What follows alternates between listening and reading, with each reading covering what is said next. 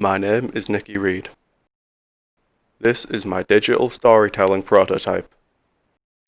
This showcase is split up into 3 different playthroughs, each of which show different actions and the paths the player can take. The game works by giving the player 4 different action buttons. When the player presses one of these buttons, the text log on the right hand side tells them what happened in the narrative because of their action. Certain actions also open up the possibility for new actions, new unlocked actions.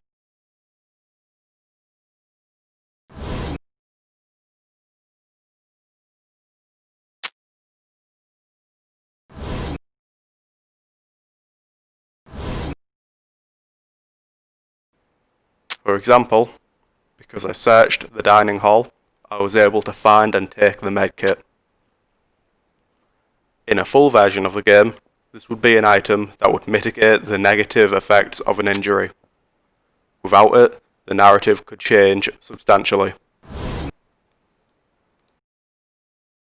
An example of the narrative changing due to variables in this version of the game is the player being unable to enter the freezer without first finding the key.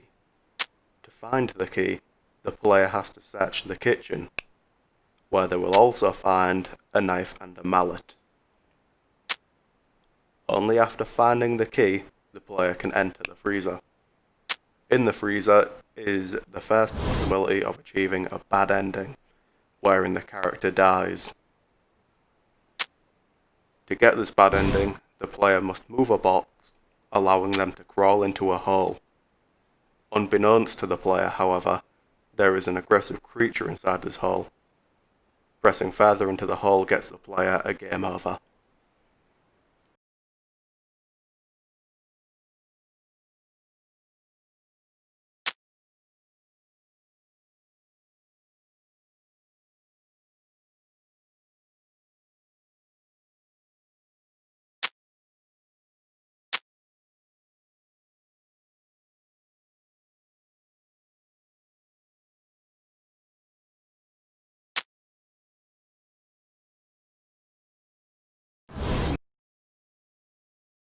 In my second playthrough, I decide to go to the supply closet. In the supply closet, there is an elevator that leads to the boiler room and the electrical room. I can't get into the elevator, however, because it is locked with a chain and padlock. I also can't open the padlock because I do not know the code. By searching the supply closet, I can find a pair of bolt cutters and break the chain to gain access to the elevator.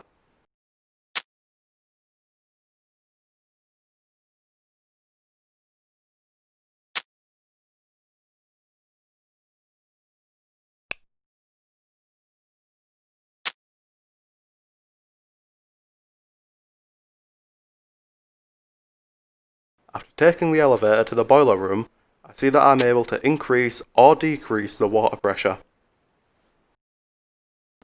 Rather than messing with the water pressure too much and risking another bad ending, I decide to proceed to the electrical room. In the electrical room, I see that there are some damaged wires and I rush to fix them. Attempting to fix the high voltage wires without the proper tools, however, awards me another game over.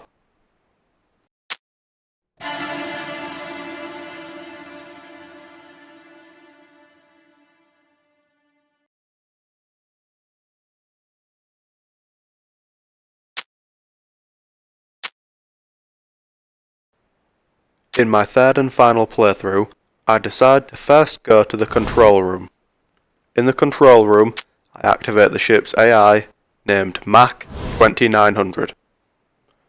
Mac 2900 can both be beneficial and detrimental to the player, depending on how they play. Mac is tied to an integer variable called favor. This variable is hidden to the player. Favor in a full version of the game would drastically change how Mac treats the player. Doing things that would anger Mac, such as stealing bolt cutters and using them to destroy crew property, would decrease the value of favor, causing Mac to treat the player with less respect and leniency. Fortunately, by activating Mac, the player gains access to the code to open the padlock.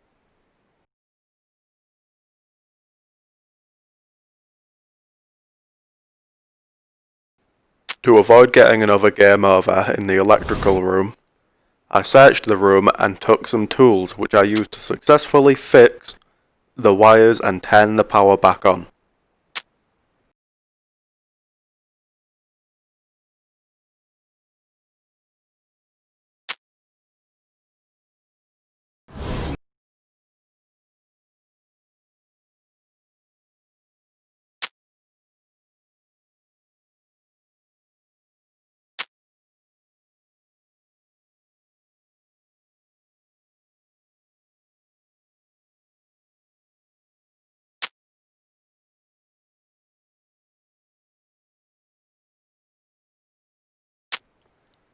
Before returning to the pod room to repair the stasis pod, I went back to the control room to reactivate the ship's auto-navigation and avoid the approaching star.